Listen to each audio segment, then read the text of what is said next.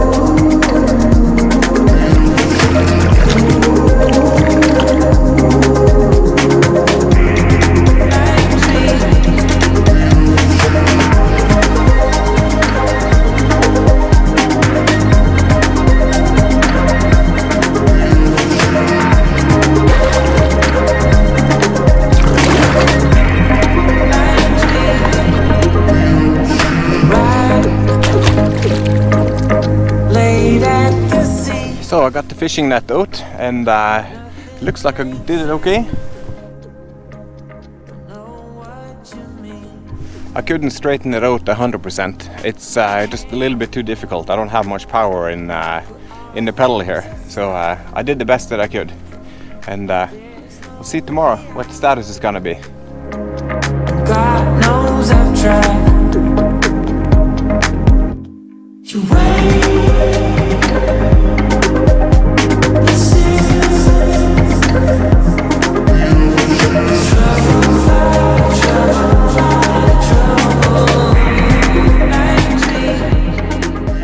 Well, it's a new day, so good morning. I'm back out here. It's 9:30 in the morning and I'm gonna check on the fishing net. And I can see that it's held up quite well. It hasn't clumped up into one big pile, and I can see there is fish in the net. I don't think there's a lot, but I can see some shiny fish. So I know I got at least a couple of herring for bait. Let's get to it and pull it in and see what's there. I'm starting from the outside. That way I'm not going to be drifting in the middle of this passage here if boats are showing up. Okay, we got the weight.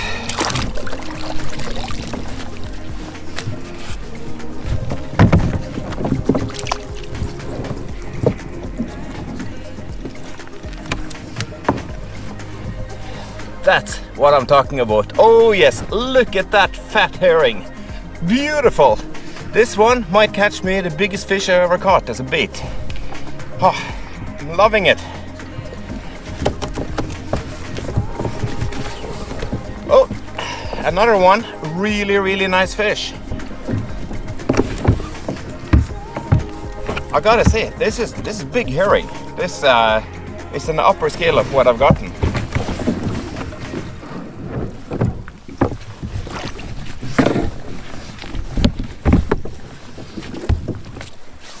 Bit of seaweed that's stuck in here, so I'm gonna have to go ashore and clean up the net.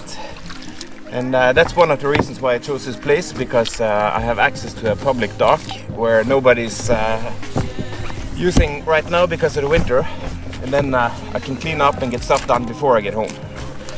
Lots easier.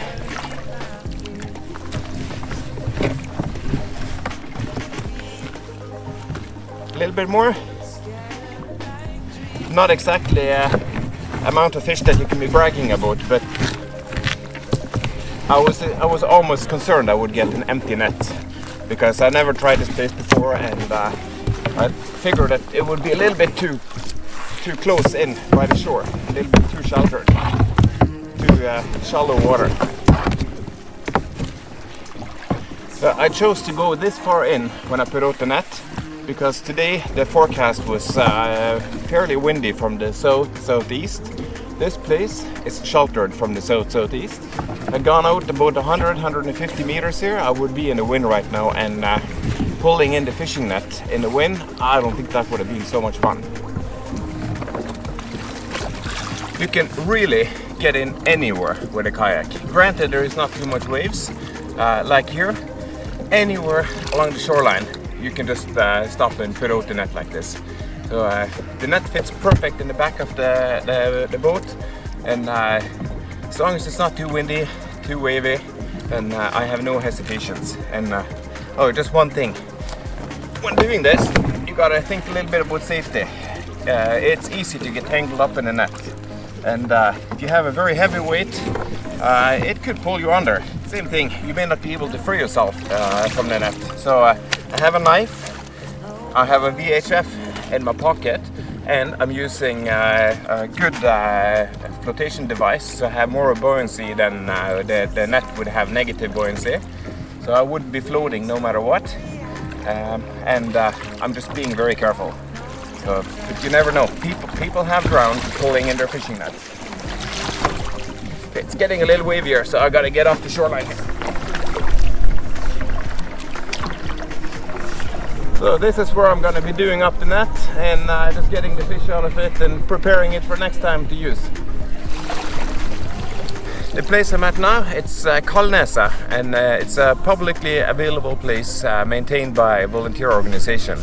There's nobody here in the winter, so I'm going to do up the net here. That way it's cleaned up, ready to go when I get home. I have no work to do.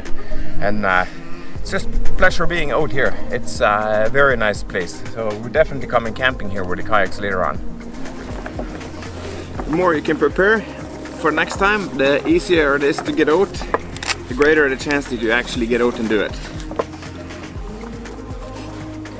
Okay, the rope is ready, not tangled up, and I'm leaving that on the side. I don't want it mixed up with a fishing net.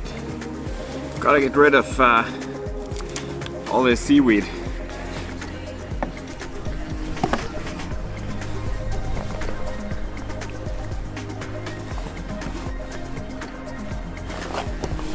That's what it's all about.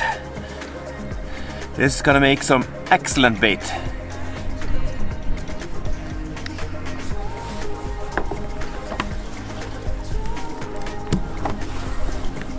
Guy is barely hanging on by a thread. So this guy has kept the Norwegian farmer alive. This herring, we're not even eating it anymore. Most people my age and younger, they don't eat it. And back in the day, Norway was very poor, had to eat potatoes and herring, and this kept the family alive. This was so important. This was a part of their livelihood if they're gonna survive here in the Western Norwegian coastline. I'm almost done, and when I'm done here, I have a clean fishing net that is put in the box, ready to use with no work. So next time I go out, I can just drop this in the ocean, and I'm good to go. It's one of the nice things about fishing with a fishing net like this in the winter. There is not a whole lot of things drifting in the water, so you don't have too much seaweed, you don't have too much junk that you need to clean up. So the herring that I just pulled out, fishing almost just for fun, or actually just for fun, so I can go deep sea fishing. Like I said, it was the livelihood of the Norwegian communities before. And if you look over, I'm not sure if you can see it, but the islands on the other side, just behind me, those islands, it's fogged up now, but those islands are practically founded on the herring.